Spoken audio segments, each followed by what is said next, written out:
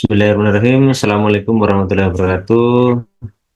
Selamat pagi teman-teman semuanya, serta workshop basic cardiac ultrasound di MCCM tahun 2024 ini. 2024 ini. Nah, hari ini kita akan memulai dan juga berdiskusi tentang workshop yang teman-teman akan ikuti ini.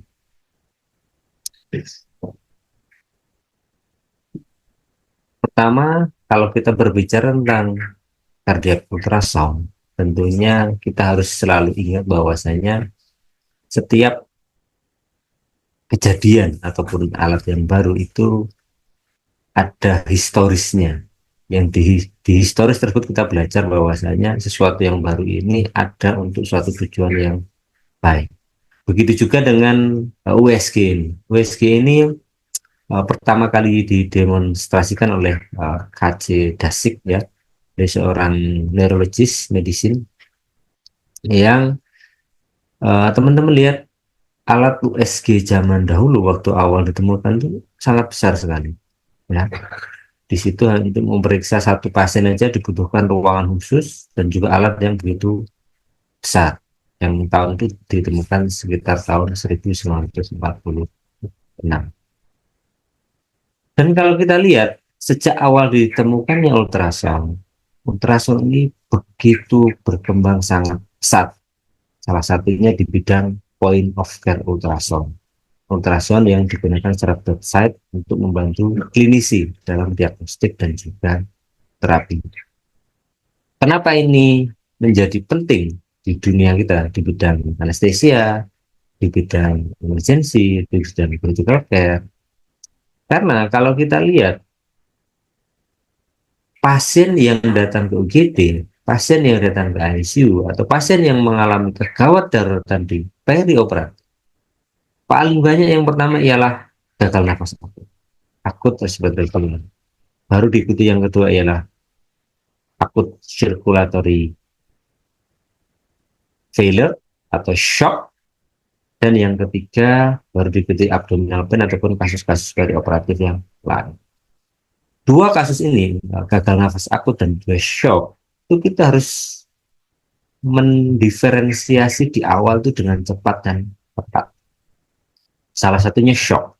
Nah, bagaimana kita mendiferensiasi shock dengan baik? Ya, harus dengan anamnesa, pemeriksaan fisik, dan pemeriksaan penunjang yang ada dan bisa digunakan bedside dengan cepat. Salah satunya ialah dengan USG jantung atau cardiac ultrasound. Dengan cardiac ultrasound nanti kita bisa melihat apakah shocknya itu shock radiogenik kah, shocknya itu shock hipovolemik kah, atau shock yang lain.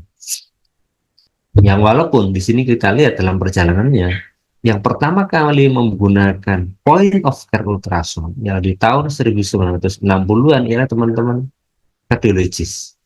Baru diikuti oleh teman-teman obstetrik, emergency, dan juga di tahun 90-an, teman-teman intensivis dan anestesia juga banyak menggunakan USG ini sampai sekarang. Ini data di Eropa dan Amerika. Kita lihat bahwa ya, USG fokus ini sudah marak dan sangat banyak digunakan mulai tahun 90-an. Nah, kita sekarang sudah tahun 2024, ya, sekitar 20 tahun yang lalu. Sebenarnya alat ini sudah banyak digunakan dan membantu pelayanan dan pendidikan di dunia medis Eropa dan Amerika. Makanya dengan kita mengadakan workshop ini, harapannya pertama ialah USG ini semakin masif digunakan untuk membantu dan meningkatkan angka harapan hidup. Dan yang kedua, tentunya dengan penggunaan USG yang semakin lebih baik dan juga semakin banyak diajarkan, kita dapat feedback sebenarnya di Indonesia sendiri atau wabil khusus di lain itu penggunaan USG itu yang seperti apa yang dibutuhkan, karena tentunya kasus yang datang di Amerika dan Eropa akan berbeda dengan kasus-kasus pasien yang datang di negeri kita, sehingga kita punya jenis dan juga setup workshop yang sesuai dengan apa yang teman-teman butuhkan saat melakukan pelayanan di rumah sakitnya masing-masing. Ya, jadi harapannya dengan kita uh, membuat workshop ini, kita dapat menyebarkan keilmuan, dapat berdiskusi, dan dapat feedback seberapa banyak dan bagaimana keilmuan workshop yang memang diperlukan di rumah sakit kita masing-masing. Nah, USG ini sebenarnya sudah bukan menjadi barang mahal sekarang. Kenapa? Karena ini sudah menjadi program Kemenkes, ya.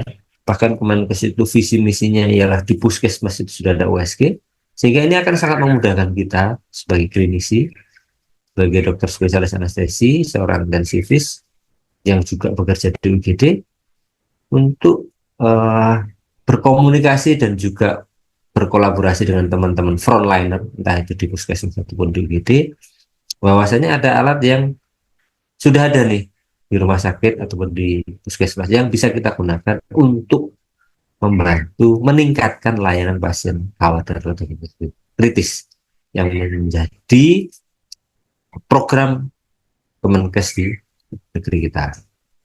Nah, USG sekarang ada yang konsol seperti ini, gunakan by team. Ada bahkan beberapa USG yang sudah sangat portable, ya, mungkin hanya dijual probe-nya saja dan bisa dikoneksikan dengan tablet, dengan HP kita, sehingga dimanapun ada kejadian kritis, entah itu di rumah sakit atau di luar rumah sakit, kita bisa menggunakan USG ini dengan baik, membantu, ya, untuk membantu diagnostik dan juga terapi pasien-pasien yang kita rawat. Nah, kita kembali, penggunaan USG ini yang kita gunakan untuk workshop kali ini ialah penggunaan USG yang fokus atau point of care ultrasound. Nah, point of care ultrasound ini sangat berbeda dengan komprehensif ultrasound, ya, berbeda. Jadi tidak sama. Jadi penggunaan USG yang kita gunakan itu fokus saja, bukan komprehensif kardiak ultrasound seperti halnya teman sejawat yang lain yang rutin gunakan sehari-hari. Point of care ultrasound itu bagaimana? Point of care ultrasound itu pertama penggunanya ialah untuk pasien-pasien life threatening, pasien-pasien kondisi kritis yang digunakan bedside saat itu juga, saat pasien mengalami kondisi kritis. Yang sebenarnya tujuan utamanya ialah untuk menjawab pertanyaan yang sesuai dengan tujuan untuk menjawab pertanyaan tujuan fokus itu dilakukan. Contohnya saat kita melakukan fokus, ya, apakah ada kardiak tamponase atau tidak. Jadi untuk mencari itu aja, iya dan tidak, ya. Jadi hanya untuk menjawab pertanyaan-pertanyaan spesifik yang memang kita butuhkan untuk dalam tata laksana pasien kritis. Dan yang terakhir, penggunaan fokus ini sekarang sudah sistematis organ by organ. Nah, makanya kita sekarang fokus kardiak. Yang nantinya saat kita sudah melakukan fokus ini harus sudah bisa rule in, rule out. Apakah pasien di kardiak tamponade, iya atau tidak? Apakah pasien di pneumotoraks, iya dan tidak? Dan seterusnya. Sehingga yang harus kita ingat, fokus ini harus mencakup 5 hal. Pertama ialah fisiologis tadi, dalam arti ialah fokus ini digunakan untuk memastikan kondisi fisiologis life threatening yang ada pada pasien kita, dari shock, nanti gagal nafas akut. Yang kedua, on spot atau bedside, yang digunakan untuk menentukan diagnostik dan juga terapi yang lebih baik pada pasien kita. Karena ingat, saat pasien kritis atau pasien gawat darurat itu datang, dokter spesialis ahli pun, ya, bisa melakukan kesalahan. Sehingga kenapa kayak gitu? Karena pada pasien kritis dan gawat darurat itu membutuhkan anamnesa pemeriksaan fisik dan juga primary survey yang adekuat dan cepat untuk menentukan tindakan yang cepat dan akurat saat itu juga. Sehingga tidak semua saat dievaluasi di belakang itu menjadi presisi yang baik, sehingga diperlukan pemeriksaan penunjang. Salah satunya ialah ultrasound. Yang ketiga ialah clinical examination. Dalam artian adalah USG ini ialah pemeriksaan penunjang. Ingat, USG ini bukan anamnesa, bukan pemeriksaan fisik, tidak menggantikan anamnesa, tidak menggantikan pemeriksaan fisik. Tetap USG ialah pemeriksaan penunjang. Jadi dilakukan setelah primary survei yang baik dan benar, dan dia masuk di ajang primary survei, pemeriksaan penunjang yang membantu anamnesa dan pemeriksaan fisik yang kita lakukan sehingga membuat diagnosis kita lebih presisi, terapi yang kita lakukan minim komplikasi. Yang keempat, ini merupakan alat yang unik dan juga expanding tool, dalam artian penggunaannya ini merupakan alat yang baru dan mempunyai keunikan dan dibatasi oleh waktu. Jadi ini yang menjadi berbeda. Saat teman sejawat lain melakukan komprehensif ultrasound, itu waktunya kadang lama, 15 sampai 60 menit. Tapi kalau fokus nggak boleh lama-lama. Nggak boleh lebih dari 5 sampai 10 menit. Kenapa? Karena pasiennya life threatening. Semakin lama kita melakukan pemeriksaan, maka semakin meningkatlah morbiditas dan mortalitas pasien. Dan yang terakhir, fokus ini merupakan alat yang relatif aman, dalam artian minim efek samping radiasi, dan juga mudah untuk dilakukan berulang-ulang kali. Jadi workshop yang kita lakukan hari ini, atau diskusi yang kita jalankan hari ini, kita akan melakukan workshop basic cardiac ultrasound yang point of care, ya. Jadi tidak menggantikan comprehensive ultrasound, ya. Bahwasanya fokus ini dilakukan pada pasien kritis. Yang kedua, dia time limited. Yang ketiga, dikerjakan bedside oleh primary clinician dan sangat mudah dilakukan berulang-ulang. Jadi diingat ya, bahwasanya fokus cardiac ultrasound tidak menggantikan peran komprehensif cardiac ultrasound, ya. Nah, sebenarnya banyak fokus ini by organ, bahkan ada yang lengkap, detail semua organ, tetapi akan lebih baik kita kalau memahami atau mendalami by organ dulu, sehingga pendekatan terapi pada pasien kita itu menjadi lebih holistik. Karena tadi pasien kritis dan gawat darurat yang paling banyak ialah gagal nafas akut dan juga shock, maka kita harus mengasih betul tuh tentang fokus pada jantung dan juga gelang yang akan kita bahas hari ini. Oke, pertama, yang berikutnya ialah kalau kita berbicara fokus cardiac ultrasound, spektrumnya akan sangat luas, ya, dari mulai basic sampai advance. Hari ini kita bicara yang basic saja, basic fokus cardiac ultrasound. Jadi kita membatasi apa yang akan kita pelajari pada workshop fokus cardiac ultrasound dasar pada hari ini. Yang pertama, workshop ini akan mengajarkan bagaimana penggunaan USG fokus dasar untuk mendeteksi gagal daratan, mulai dari gagal daratan nafas, gagal nafas akut, dan juga shock, ya, dari kardiak, ya. Jadi akan lebih spesifik ke dua area itu, area gagal daratan breathing dan juga kardiak ataupun shock. Yang kedua, tujuannya ialah untuk menilai status fisiologis dari sistem respirasi dan juga sistem jantung itu sendiri. Yang harapannya nanti, kalau kita menggunakan fokus cardiac ultrasound dengan baik dan benar, akan meminimalisir kesalahan-kesalahan diagnostik di pasien yang kita temui sehari-hari. Yang keempat, tujuannya ialah fokus cardiac ultrasound ini untuk membantu menentukan tindakan life support yang tepat, ya, yang digunakan dengan menjawab pertanyaan iya dan tidak, cardiac tamponade iya dan tidak, pneumothorax iya dan tidak, dan sebagainya. Dan yang terakhir, untuk USG jantung dasar fokus ini kita hanya menggunakan dua mode, ya, mode B mode dan mode motion, ya. Jadi kita fokus pada dua mode itu. Mode yang lain seperti mode Doppler dan spektral Doppler itu nanti ke depan kita akan mengadakan yang advance, ya. Jadi harapannya yang basic ini teman-teman nanti bisa memaksimalkan dan mengoptimalkan dua mode ini, B mode dan juga motion mode, yang dengan dua mode itu diharapkan bisa membantu penanganan pasien gagal ginjal yang teman-teman sering hadapi di praktek ataupun di ICU, di IGD, dan di peri operatif.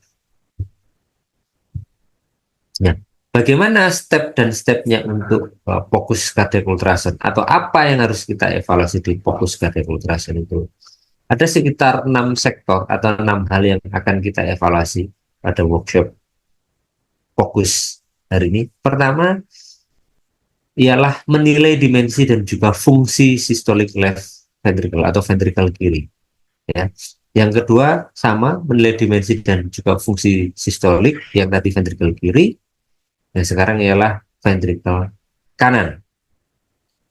Setelah bisa menilai fungsi sistolik dan dimensi ventricle kiri dan ventricle kanan, harapannya teman-teman setelah menjalankan step-step fokus cardiac ultrasound ini dapat menyingkirkan adanya cardiac tamponade atau tidak.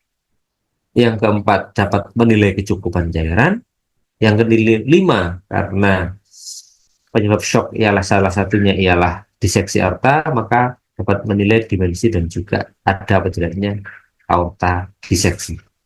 Dan yang terakhir tentunya penyebab tersering gagal nafas akut karena tindakan kita ialah bagaimana kita menyingkirkan pneumotoraks. Jadi nanti step by stepnya ialah dengan menjalankan fokus ini teman-teman dapat menilai fungsi sistolik ventricle kiri, menilai fungsi sistolik ventricle kanan, ada cardiac tamponade apa tidak, ini cairannya cukup atau tidak, atau shock hipovolemik, menilai aorta, dan yang terakhir ialah menyingkirkan adanya pneumotoraks. Jadi itu, karena hal-hal inilah yang nantinya akan sering kita temui pada pasien yang kritis di ICU gede, sehingga nantinya kita dapat melakukan diagnosis yang lebih presisi, dan tentunya ialah intervensi kita juga lebih baik. Karena tadi kita batasi USG workshop hari ini ialah yang basic, hanya pada dua mode B dan juga mode motion, maka tentunya workshop kita mempunyai keterbatasan atau ketidakmampuan. Ketidakmampuan apa? Pertama, menjawab semua masalah. Tidak bisa. Masalah yang bisa kita jawab pada workshop hari ini yang tadi 6 masalah tadi. Yang kedua, kita tidak akan mempelajari mode Doppler, ya, yang nanti mungkin kita akan adakan pada fokus advance. Yang ketiga, kita hanya akan melihat katupnya, tapi tidak bisa menilai dengan pasti ada kelainan katup atau tidak, karena akan lebih presisi kalau kita menggunakan mode Doppler. Sedangkan pada workshop kali ini kita tidak akan belajar mode Doppler. Yang keempat, tidak menilai fungsi diastolik, karena fungsi diastolik itu lebih rumit dan menggunakan Doppler, ya. Yang kelima, tidak bisa menyingkirkan kelainan-kelainan jantung yang lain, ya. Makanya tadi saya kita lebih buat rigid beberapa hal yang bisa kita evaluasi, karena kelainan jantung yang lain itu sangat banyak. Salah satunya katup dan juga kelainan ruang-ruang jantung seperti VSD dan ASD. Dan yang terakhir ialah tidak bisa menilai kecukupan cairan dengan tepat, karena pada workshop kali ini kita akan menilai kecukupan cairan dengan beberapa parameter yang bisa digunakan pada mode B mode dan juga motion mode, tetapi secara presisi itu memang kita harus menggunakan mode Doppler dan juga alat bantu yang lain. Di beberapa hal ini tidak akan terjawab pada workshop hari ini, yang nantinya mungkin teman-teman bisa ikut pada workshop fokus kardiak yang advance yang nanti mungkin tahun depan akan kita jalani. Bio apa yang kita gunakan pada workshop kali ini? Ada dua hal yang perlu kita perhatikan. Pertama, view-nya. View yang pertama ialah 4 view jantung ya. Plak, parasinal long axis, parasinal short axis, apical for chamber, dan subcostal view. Jadi 4 view dasar jantung itu yang harus kita kuasai dan bisa kita lakukan. Yang kedua ya view dari inferior vena cava, dari abdomen, ya dari subcostal. Yang ketiga view aorta, entah itu ya, dari supra sternal ataupun dari intraabdomen, abdominal, dan yang terakhir adalah lung sendiri untuk menyingkirkan adanya pneumonia. Setelah kita melakukan 4 view jantung dan 3 view organ yang lain, maka harus bisa menjawab pertanyaan ini. Ada abnormalitas nggak dari fungsi LV? Ya dan tidak. Ada abnormalitas nggak dari fungsi RV? Ada kardiak tamponade nggak? Ada pneumotoraks nggak? Status cairannya bagaimana? Cukup atau tidak? Dan yang terakhir ada abnormalitas dan juga diseksi aorta atau tidak. Yang nantinya kita dapat menentukan diagnosis yang lebih. Jadi itu beberapa hal yang harus teman-teman perhatikan dan teman-teman kuasai di akhir nanti di workshop hari ini, yang tentunya di workshop hari ini pertama, karena ini sifatnya basic pasti punya keterbatasan. Dan nanti kalau sudah bisa, maka sebaiknya kita harus paham sebatas mana kita bisa, sehingga bisa kita mempraktekkan pada pasien-pasien kita. Dan kadang saat kita menemukan kelainan pada USG jantung yang kita jalan pada pasien, itu kadang masa lalu. Terus gimana? Tindakan apa yang kita berikan? Nah itu akan lebih tajam kalau teman-teman nanti mempraktekkan lebih sering setelah mengikuti workshop hari ini. Dan kalau menentukan suatu abnormalitas, selalu biasakan diskusi dengan seniornya atau yang lebih expert, dan mungkin pertimbangkan untuk konsul untuk yang komprehensif kardiak ultrasound ke teman sejawat yang lain ya. Jadi workshop hari ini hanya akan membahas bagian kecil dari fokus ya, whole body, dan untuk kardiaknya hanya membahas yang basic saja, sehingga beberapa hal ini yang harus kita pahami. Tetapi harapannya walaupun ini basic sudah bisa membantu teman-teman dalam penanganan masing-masing di rumah sakit teman-teman masing-masing. Karena biasanya orang yang baru belajar itu merasa bisa. Karena merasa bisa kadang sombong. Oleh sebab itu selalu ingat pepatah Jawa ini, ojo rumongso bisa, nanging bisa rumongso. Jadi jangan merasa bisa terus kita sombong, tapi kita harus bisa merasa sejauh mana sih kemampuan kita, sehingga kita bisa menerapkan keilmuan yang sudah kita dapatkan hari ini. Jadi harapannya nanti setelah mengikuti workshop kali ini, teman-teman bisa melakukan fokus kardiak ultrasound secara dasar yang dapat membantu untuk menentukan diagnosis dan juga terapi yang lebih baik. Dengan harapannya kita tahu bahwasanya setiap keilmuan, setiap workshop itu punya keterbatasan yang memang kita harus akui, dan kita harus menggunakan keterbatasan itu untuk kita berdiskusi dan juga berkolaborasi dengan teman sejawat atau dengan senior-senior yang lain. Jadi itu introduction-nya. Kita masuk ke materi tentang basic USG. Kenapa ini penting? Karena saat kita menggunakan alat, kita harus tahu bagaimana cara kerja alat tersebut. Karena USG ini yang kita akan gunakan untuk melakukan basic fokus kardiak ultrasound itu menggambarkan organ jantung itu kan 3 dimensi ya, 3 dimensi dan moving. Sedangkan kalau kita menggunakan USG nanti gambarannya ialah 2 dimensi. Maka kita harus tahu kenapa kok seperti ini dan juga kenapa kok gambarnya seperti itu. Nah, USG atau ultrasonografi ialah suatu alat ya yang memancarkan gelombang ultrasonik yang nantinya akan diinterpretasikan oleh mesin menjadi suatu gambar.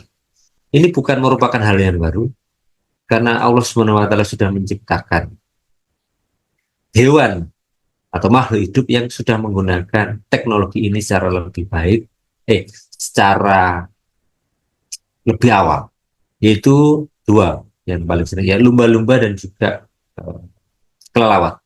Lumba-lumba ini di air untuk melihat dan juga menentukan posisi dari hewan-hewan lain atau benda-benda lain sekitarnya. Dia menggunakan gelombang suara. Yang gelombang suara ini akan mengenai benda lain yang nanti akan dipantulkan dan juga diproses oleh lumba-lumba itu. Sehingga nantinya lumba-lumba akan tahu di depannya ada berapa ikan dan juga ada benda lain apa di sekitar dari lumba-lumba tersebut. Begitulah cara kerja USG yang akan kita, ya. Jadi ultrasonografi atau ultrason ialah suatu gambaran, ya, yang terbentuk dari gelombang suara yang mengenai organ-organ pada tubuh manusia ataupun jaringan, ya. Jadi nanti dari probe ataupun transducer yang kita gunakan nanti akan mengeluarkan suatu gelombang suara yang nantinya akan mengenai suatu organ tersebut, sehingga akan dipantulkan ataupun diteruskan oleh organ tersebut pada probe-nya tadi, yang nantinya gelombang-gelombang suara yang kembali pada probe-nya akan diinterpretasikan menjadi suatu gambar. Yang ini kita bisa melihat organ dalam tanpa tindakan invasif kemudian. Sebagaimana ilmu yang kita pelajari dulu, fisika, bahwasanya kalau kita berbicara gelombang suara, maka perjalanan gelombang suara ini akan melalui dua proses, yaitu rarefaction dan juga compression. Rarefaction, compression. Rarefaction, compression. Ya, gelombang amplitude naik dan turun. Yang nanti akan terjadi kompresi dan juga rarefaction. Yang ini kita sebut amplitude, yang antara dua puncak gelombang kita namakan panjang gelombang. Ya. Ketinggian dari kompresi dan rarefaction ialah amplitude. Definisi lain yang harus kita tahu ialah frekuensi. Frekuensi ialah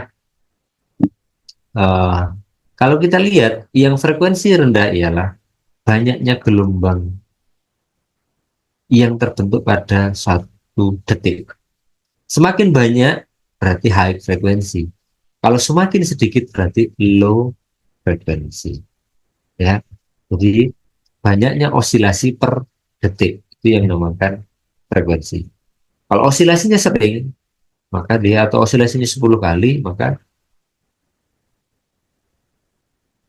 dia akan lebih tinggi frekuensinya dibandingkan yang osilasinya 1 atau 2 kali. Yang berikutnya, gelombang suara ini spektrumnya bermacam-macam. Gelombang suara yang bisa kita dengar ialah antara yang 20 Hz sampai 20 kHz. Nah, karena kita menggunakan ultrasound, maka ialah gelombang suara yang terjadi dari probe kardiak atau probe USG yang kita gunakan ialah di atas 20 kHz. Biasanya antara 1 MHz sampai 15 MHz. Itulah gelombang suara yang sering digunakan pada transducer kita untuk mengimaging atau untuk membantu pencitraan pada alat USG ini. Biasanya ialah frekuensinya antara 1 MHz sampai 15 MHz. Ini yang dinamakan ultrasound atau ultrasonografi, alat yang sehari-hari akan kita. Bagaimana cara kerjanya? Di setiap transducer atau di setiap probe itu ada yang namanya piezoelektrik. Piezoelektrik ini apabila dialiri listrik, maka dia akan bergetar mengeluarkan gelombang suara ultrasonik. Yang gelombang suara nanti akan disalurkan yang akan dikonduksikan melalui banyak zat yang nantinya apabila mengenai suatu organ, dia akan pertama bisa dipantulkan sempurna, atau yang kedua diserap sedikit sebagian diteruskan, atau malah ter, terpantulnya tidak kembali secara sempurna, scattering. Ya, dari pantulan-pantulan itu nanti akan ditangkap lagi oleh pisau elektrik atau akan ditangkap lagi oleh transducer yang nantinya akan diinterpretasikan menjadi suatu gambar. Makanya kalau kita membeli USG, probe ini menjadi suatu hal yang mahal karena disitulah adanya pisau elektrik. Dan yang kedua harus kita rawat dengan baik. Dengan kalau kita sudah selesai menggunakan, gelnya harus kita hilangkan. Karena kalau tidak, gelnya nanti akan masuk ke pisau elektrik ini, sehingga fungsinya akan menurun dan alat USG kita menjadi sangat mudah rusak. Jadi poinnya ialah nantinya USG ini akan mendeteksi organ 3 dimensi, tapi digambarkan menjadi gambar yang 2 dimensi. Itu yang harus kita pahami dengan baik. Jadi nanti seolah-olah kalau ini jantung, nanti akan terpotong layer per slice menjadi 2 dimensi yang akan kita interpretasi menjadi holistik. Kenapa holistik?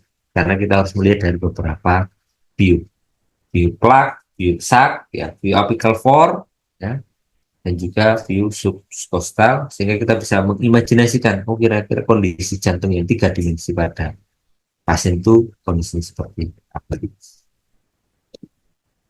Nah, ini bagaimana kita menggambarkan kerja dari USG itu. Yang pertama ialah pisau elektriknya bergetar dan mengeluarkan gelombang ultrasound mengenai organ. Ada gelombang ultrasonik yang dipantulkan, ada yang diteruskan, ada yang terpantul tidak sempurna. Yang nantinya ini akan dibaca oleh transdusernya, dikirimkan ke mesin USG sehingga tergambar suatu gambar seperti ini. Ya, yang di sini liver dan renal 3 dimensi akan tergambar menjadi 2 dimensi saja. Ini liver, ya, ini ginjal, ini superior, ya, ini adalah inferior, ini adalah ke arah kranial kepala, ini adalah ke arah kaudal, ya. Nah, gelombang suara ultrasound yang sudah dialirkan oleh transducer dan yang diproduksi oleh pisau elektrik tadi, pertama ini ada yang direflected, terpantul, ada yang ditransmisikan menjalar terus, ya. Jadi tergantung dari organ atau zat yang terkenai oleh gelombang suara itu sendiri. Nah, setiap zat atau setiap organ itu mempunyai yang namanya akustik impedance, ya. Ya, semakin tinggi akustik impedance, maka daya refleksinya terhadap gelombang suara itu makin tinggi. Kita lihat sini bone tulang. Akustik impedance-nya 7,8. Itu hampir semua gelombang suaranya akan dipantulkan sempurna. Tapi kalau kita lihat yang akustik impedance-nya kecil, berarti ada beberapa gelombang suara yang akan ditransmisikan seperti air dan juga lemak, maka ini menjadi organ atau zat yang baik untuk melihat zat atau organ setelahnya, ya, air ataupun lemak. Tapi kalau mengenai tulang, maka organ itu akan menjadi sulit terlihat. Kenapa? Karena nggak ada gelombang suara yang ditransmisikan setelah tulang. Jadi kalau semuanya ini tulang, ada gelombang suara, maka dipantulkan sempurna. Maka kalau ada organ di bawahnya tulang, menjadi tidak terlihat. Tapi kalau di ini air dan lemak, maka gelombang suaranya ada sebagian diteruskan, sehingga mengenai organ yang kita lihat. Dan yang paling penting lagi, selain tulang memantulkan sempurna, ada yang akustik impedance sangat kecil, yaitu udara. Nah, udara karena akustik impedance yang sangat kecil, dia tidak bisa memantulkan gelombang suara. Sehingga kalau ultrasound itu mengenai udara, gelombang ultrasoundnya itu hilang. Tidak ada gelombang ultrasound yang dipantulkan ke probe. Sehingga juga tidak terbentuk gambar, karena tidak ada gelombang suara yang kembali. Ya. Terus bagaimana terbentuknya gambar? Untuk cardiac ultrasound, kita menggunakan prop sektor. Kenapa? Prop sektor ini kalau teman-teman lihat di sini kecil. Kenapa? Karena kalau jantung itu melihat di selada. Terus yang kedua, dia akan memantulkan gelombang suara seperti kipas, ya, akan dipantulkan secara menyebar sehingga dengan apa namanya interkosta yang kecil kita dapat mengintip, oh, gambaran jantungnya nanti seperti apa. Karena masuknya kecil, tapi setelah melalui koste dia akan menyebar gelombang suara seperti kipas. Jadi, nah, jadi nanti di sini interkoste, di sini ialah jantung, sehingga jantung bisa terimaging dengan baik. Maka penentuan prop yang akan kita gunakan menjadi penting. Organ mana yang kita lihat. Secara umum, prop itu dibagi menjadi tiga. Secara umum ada dua, low dan high. Ya, low frekuensi ini antara uh,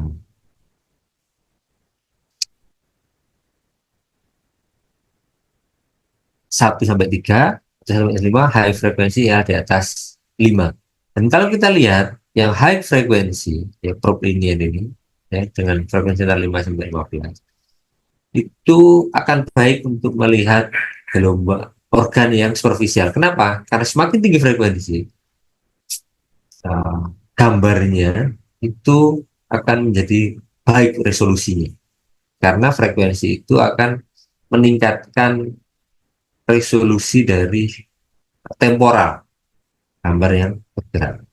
Tapi frekuensi yang tinggi, walaupun resolusinya baik, dia punya kerugian, yaitu tidak bisa mendeteksi organ yang dalam karena daya tembusnya kecil. Ya, sehingga kalau kita melihat organ jantung dan juga organ abdomen, kita harus menggunakan probe atau instrumen yang frekuensinya rendah, ya, di bawah 5. Kalau frekuensi rendah, resolusinya memang kurang baik, tapi daya tembusnya ke jaringan dalam itu lebih baik. Jadi untuk melihat organ abdomen, organ jantung, yang kita gunakan ialah probe-probe yang frekuensinya rendah, sehingga kita penting untuk mengatur bagaimana alat yang kita gunakan itu dapat menginterpretasikan atau dapat menggambarkan organ-organ dalam itu. Baik. Jadi semakin tinggi frekuensi, maka akan semakin baik resolusi temporalnya, tetapi akan lebih rendah daya tembus ke jaringan atau penetrasinya. Semakin rendah frekuensi, maka penetrasinya akan tinggi, tapi resolusi gambar yang terjadi maka akan lebih rendah. Karena kita hari ini mempelajari fokus cardiac ultrasound, kita akan menggunakan probe sektor yang low frekuensi. Kenapa? Karena jantung berada di organ yang dalam. Berbeda kalau kita akses ya, akses vena, kita kan hanya melihat organ superficial atau blok, maka kita menggunakan probe yang linear high. Dalam penggunaannya, probe ini akan kita gerakkan, moving. Nah, secara kesepakatan internasional, movingnya itu ada beberapa gerakan. Pertama, sliding, bergerak kemana, ke kanan dan ke kiri. Geser aja, probe-nya mau geser kemana. Yang kedua, rotate ya, probe-nya di rotate. Rotate. Rotate 90 derajat, kanan 90 derajat. Rotate. Yang kedua, yang ketiga tilting ya, probe-nya ini. Tilting, tilt atas, tilt bawah.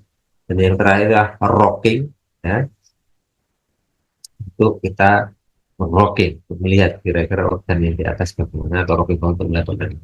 Nah, jadi ada 4 pergerakan ini: sliding, rotate, tilting, dan rocking. Biasanya ditambahkan satu yang terakhir, pressure, tekan, untuk membedakan ini vena atau bukan.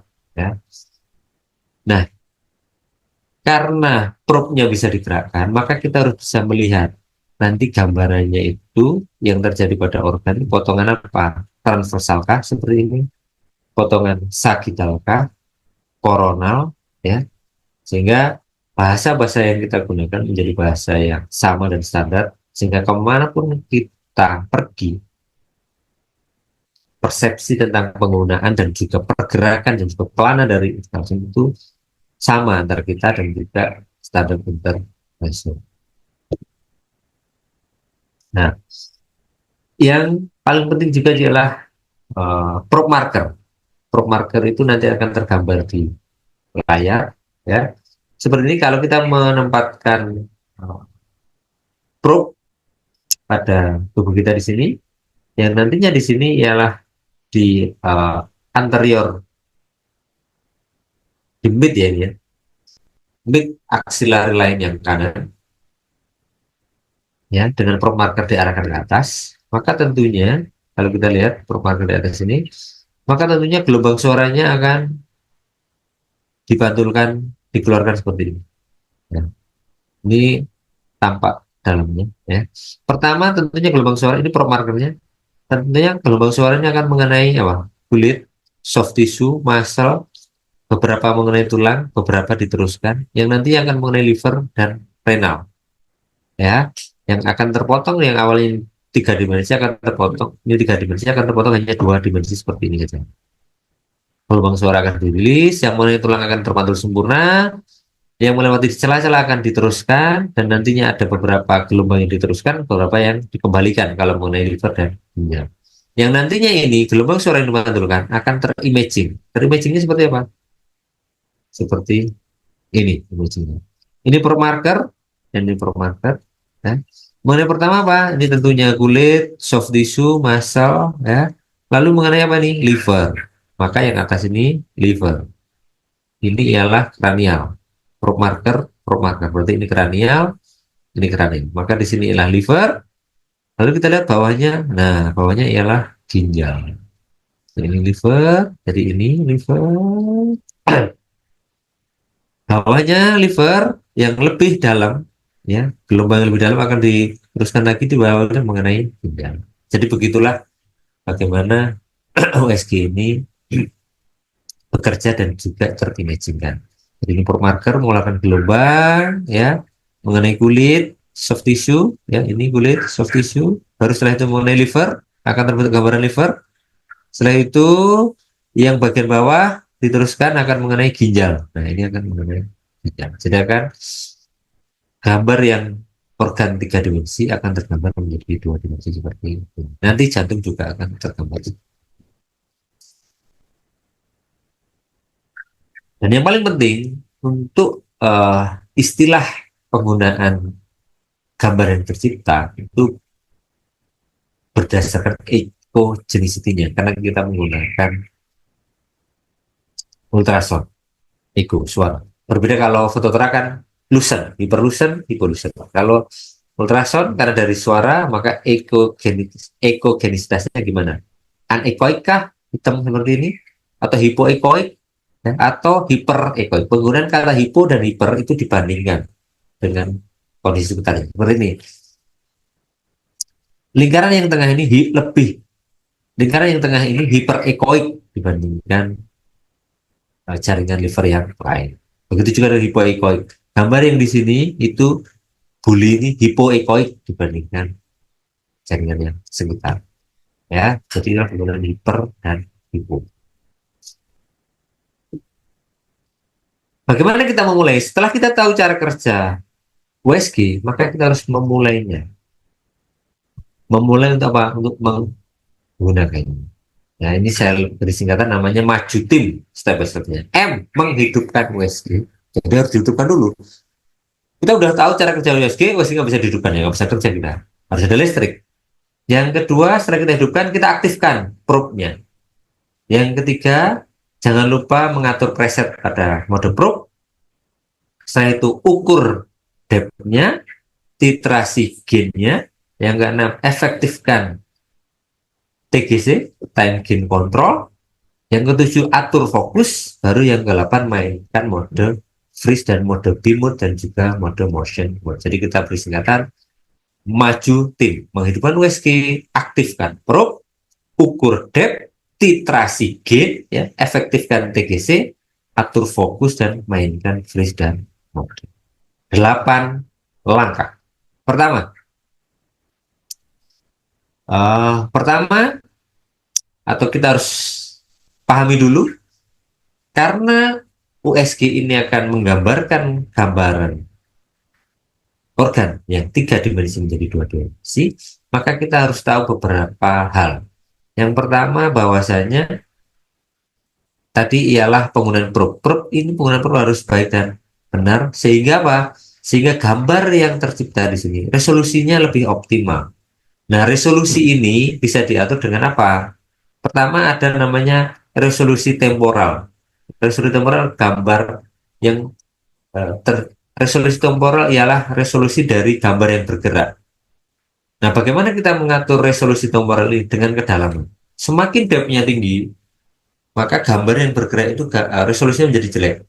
Semakin depth-nya rendah, maka frame rate-nya tinggi, resolusi gambar yang bergerak menjadi lebih baik. Jadi sangat penting nanti teman-teman mengatur kedalaman dari USG ini. Karena nantinya jantung itu bergerak, moving. Jangan terlalu dalam. Idealnya ialah gambar jantungnya yang ingin kita lihat ialah sekitar 70-80% dari total layar. Yang kedua ialah resolusi lateral, kanan dan kiri. Jadi kalau semuanya ada dua organ, kanan kiri, diperiksa dengan USG, ini akan bisa tergambar dengan baik kalau fokus di area tersebut. Jadi harus kita atur fokusnya di kedalaman berapa. Karena kalau fokus, kalau kita lihat organnya itu di kedalaman 8, fokusnya di kedalaman 3, maka resolusi lateral di kedalaman 8 ini menjadi tidak baik. Sehingga akan terinterpretasikan menjadi salah. Yang ketiga ialah resolusi aksial. Ya. Kalau lateral tadi kanan kiri, aksial ialah depan belakang atau atas bawah. Yang ini akan baik kalau kita menggunakan frekuensi yang tinggi. Resolusi aksialnya sangat baik. Ya. Maka penggunaan frekuensi ini jadi penting. Yang terakhir tentunya kita mengatur brightness-nya dengan apa? Gain dan juga TGC. Ya, jadi itu. Jadi makanya majutin tadi ada bagaimana kita mengatur depth, bagaimana kita mengatur gain, bagaimana kita mengatur TGC. Time gain.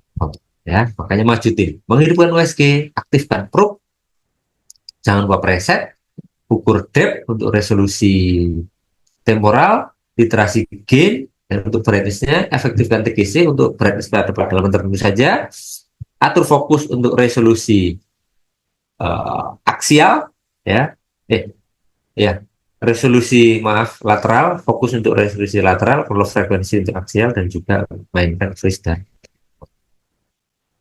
yang pertama menghidupkan USG, ya. Setelah menghidupkan USG, maka kita lanjut setelah USG nyala, kita lanjut A, setelah M, A ialah aktifkan preset probe yang kita gunakan. Ya, kalau kita mau menggunakan probe kardiak, maka teman-teman cari nanti yang gambarnya sesuai probe dan juga presetnya apa.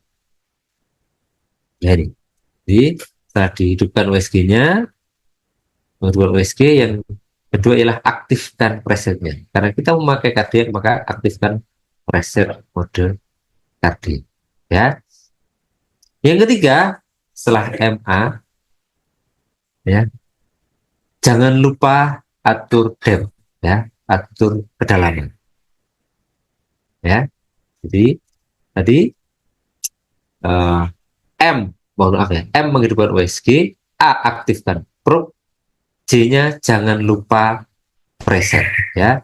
Berarti menghidupkan USG, terus A-nya setelah USG hidup, A-nya aktifkan probe. Yang berikutnya ialah jangan lupa atur preset, ya. Lalu U kan maju ya, ukur depth-nya. Biasanya kalau kardiak itu depth-nya antara 15 sampai 20. Ukur depth-nya. T, ya, literasi gain, ya, jangan sampai harus pas ini. Gain yang optimal seperti ini. Cairan itu anekoik, ya, jaringan itu isoekoik. Nah, kalau undergain seperti ini, jaringan menjadi hitam, mendekati anekoik, maka ini undergain. Atau seperti ini, cairannya lebih hiperekoik, ya, nggak anekoik sempurna dan jaringannya menjadi sangat putih sehingga menjadi overgain. Jadi harus optimal gain, literasi gainnya. E, ya, efektifkan TGC, ya. Apa bedanya gain sama TGC, kalau TGC itu gainnya sesuai kedalaman yang kita inginkan. Contohnya ini, kalau gain itu harus semuanya akan menjadi hiper dan hipo. Tapi kalau TGC pada kedalaman ini aja kita turunkan, maka di sini akan menjadi terkontrol. Gainnya akan menjadi hipoekoik atau hiperekoik. Ya. A-nya, ya ini contoh kita mengatur gainnya, maka di area yang kalau TGC-nya di middle semua, kita lihat di area yang kedalaman 5 ini menjadi hyperechoic. Ya, maka kita bisa atur yang di area kedalaman 5 kita kurangi TGC-nya sehingga gambarnya akan lebih baik.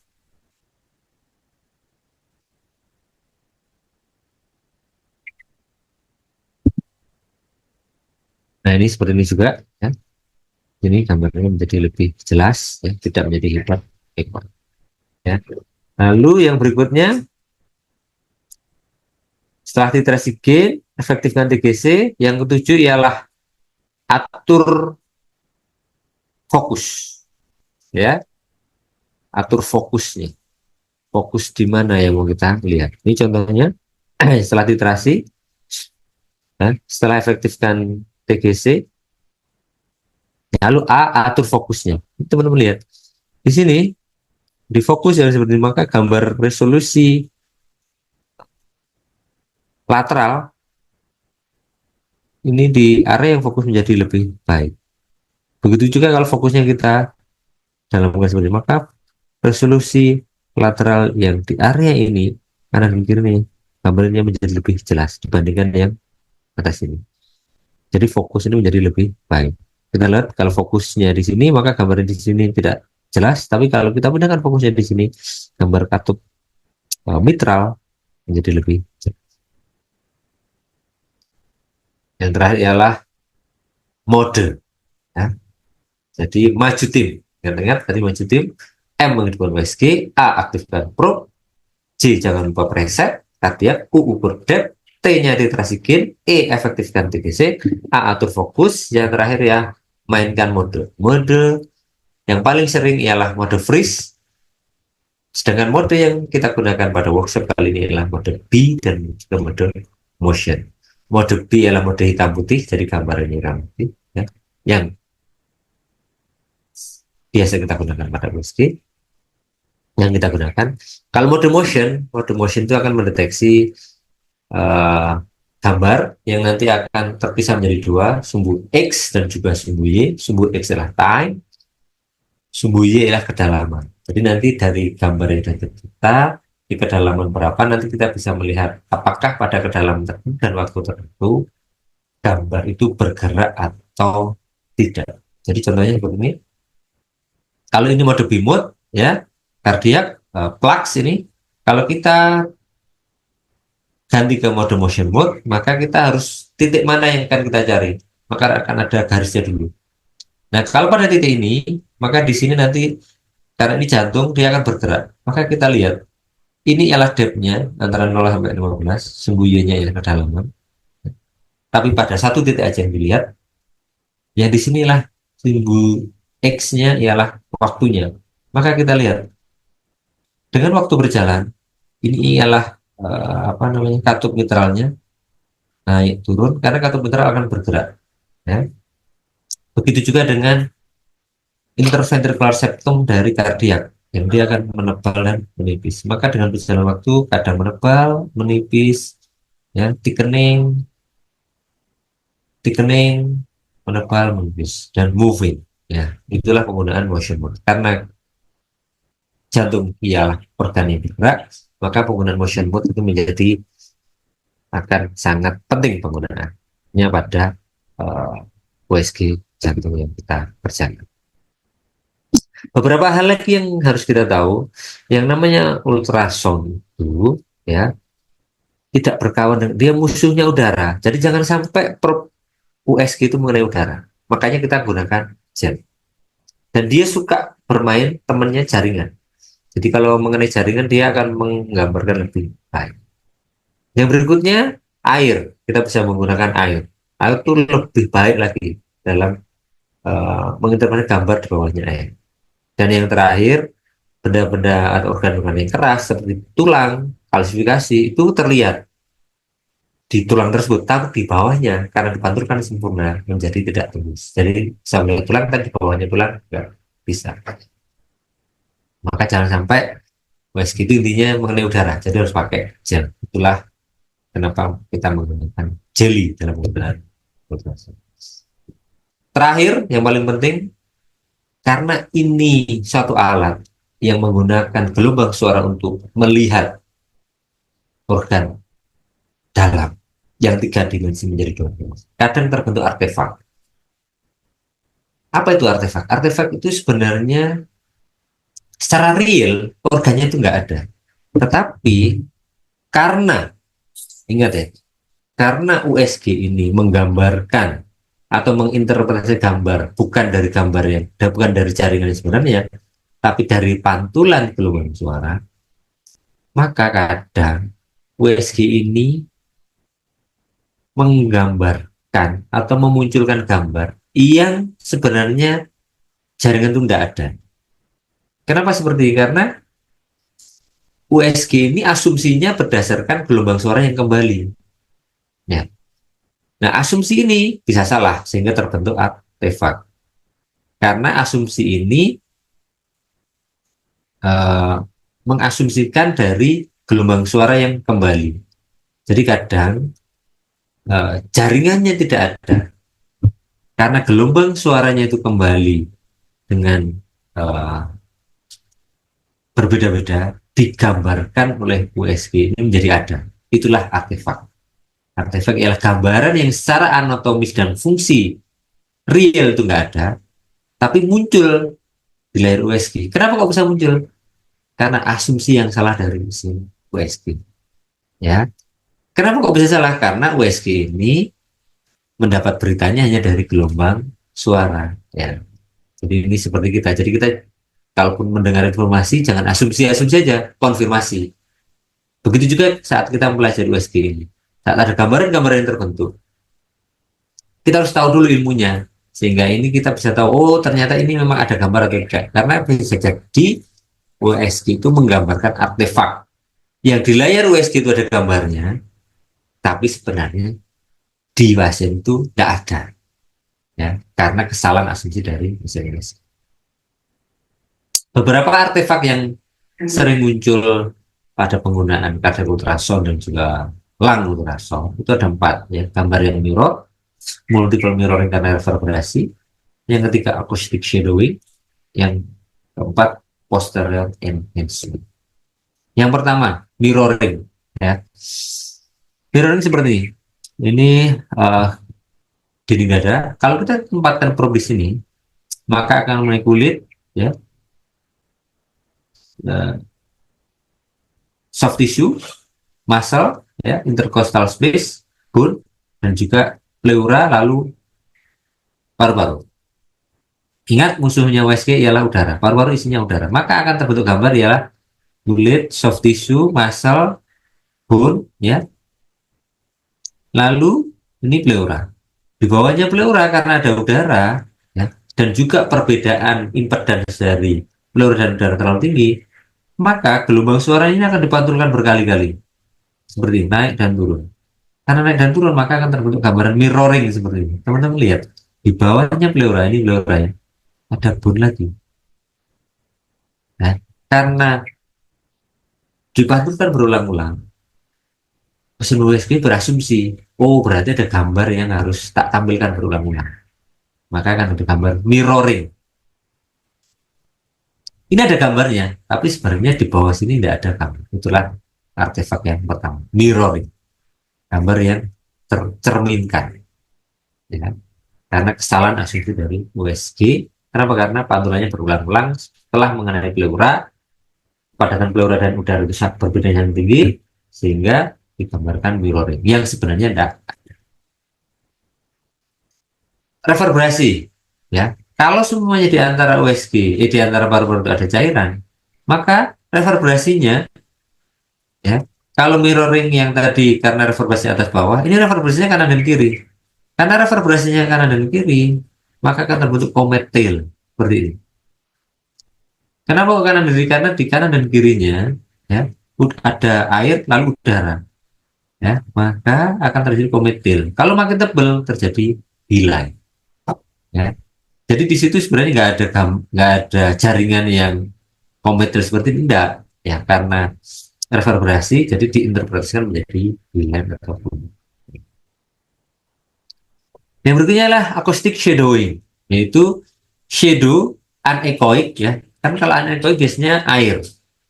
Tetapi ini terbentuk karena apa? Karena ini ada bone yang dia akustik impedannya tinggi. Jadi gelombang suaranya dipantulkan sempurna. Karena dipantulkan sempurna, maka di bawahnya pasti anechoic, nggak ada gambar. Ya, maka terbentuklah acoustic shadowing yang seperti anechoic. Jangan dianggap di sini air, enggak. Di sini ialah organ lain yang mungkin ada, tetapi karena gelombang suara terpantulkan sempurna, jadi gambarnya anechoic. Jadi terbentuk anechoic seolah ada air di sana, tapi sebenarnya nggak ada. Nah, kan asumsi yang salah dari jenis. Yang terakhir adalah postural engagement. Dalam artian terbentuk penguatan dari gambar setelahnya. Ini biasanya kalau gelombang suaranya itu mengenai cairan yang kistik. Jadi kita lihat di sini, cairan yang kistik di bawahnya di sini biasanya idealnya gambaran livernya jaringannya sama ekojenisnya. Tapi karena ada cairan yang kistik di sini, maka jaringan di bawahnya itu ekojenisnya menjadi seperti meningkat sehingga terjadi enhancement, jadi seperti hyper echo. Sebenarnya realnya itu padatannya sama, tetapi karena ada cairan kistik di dalamnya, jadi menjadi postural engagement, seolah-olah jaringan di sini terkalsifikasi atau hyper echo. Jadi aktualnya itu sama beratnya, tetapi tergambarkan hiperkalsifikasi. Yang itulah kita sebut artefak. Yang sebenarnya nggak ada, tapi tergambarkan. Jadi take home message-nya ialah pertama, USG ini merupakan alat yang menggunakan berbasis ultrasound yang dapat menggambarkan gambaran jaringan di organ dalam yang dapat membantu menjawab masalah pada pasien kita dengan cepat, karena nggak perlu kita buka dulu kan, hanya dengan menebalkan probe USG. Bagaimana kita mulai? Dengan wajib tim tadi, menghidupkan USG, aktifkan probe, jangan lupa preset, ukur depth, titrasi gain, efektifkan TGC, aktifkan fokus, dan modenya. Yang terakhir, karena ini sifatnya skill, maka kita harus banyak melakukan. Semakin sering kita melakukan, semakin banyak gambar yang normal sampai abnormal. Hasil akhirnya apa? Hasilnya ialah survival rate, morbiditas, survival rate-nya akan naik, morbiditas dan mortalitas pasien yang kira-kira menjadi lebih menurun. Jadi ini beberapa textbook yang mungkin teman-teman bisa baca. Ini point of care ultrasound, critical ultrasound manual, dan juga comprehensive critical care ultrasound dari SCCM, critical care ultrasound dari teman-teman Australia yang membawa RACE dan juga PIA. Jadi workshop hari ini terinspirasi dan juga banyak mengambil ataupun mengadopsi dari RACE dan juga dari fokus dari WinFocus, ya, yang kita kombinasikan untuk menjawab tantangan yang sering muncul pada rumah sakit kita, karena tentunya tadi karakter pasiennya berbeda-beda. Jadi saya mengambil banyak literatur dari RACE, dari PIA, dari RACE, dari fokusnya WinFocus, fokus kardiaknya WinFocus, dan juga dari beberapa textbook yang bisa teman-teman baca di ketika textbook. Ya, ingat pepatah dari Mahatma Gandhi, ya, bahwasanya sekali praktek itu lebih bernilai dari berjuta-juta bridging. Jadi pesan saya setelah teman-teman mengikuti workshop hari ini, prakteklah. Nyalakan USG, gunakan. Semakin sering teman-teman menggunakan, akan semakin mahir, juga akan semakin banyak pasien. Oke, terima kasih. Kurang lebihnya saya mohon maaf. Assalamualaikum warahmatullahi wabarakatuh.